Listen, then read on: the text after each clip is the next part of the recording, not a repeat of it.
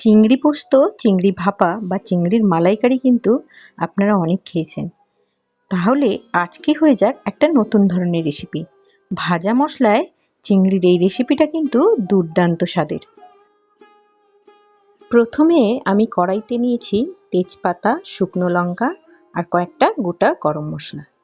তার মধ্যে দিয়েছি 1 চামচ মৌরি, 1 চামচ জিরে আর 2 চামচ ধনে। এখানে সমস্ত মশলাগুলোকে ড্রাই রোস্ট করে নেব, বেশি কালো করে ভাজার কোনো প্রয়োজন নেই। মশলাগুলো ভাজা হয়ে গেলে এটাকে তুলে রাখবো আর এটাকে ঠান্ডা করে গুঁড়ো করে নেব। এরপর কড়াইতে সর্ষের তেল দিয়ে দেব চিংড়ি মাছ, তার সাথে দেব নুন আর সামান্য হলুদ। চিংড়ি মাছগুলোকে হালকা করে এপিট ওপিট ভেজে তুলে নেব।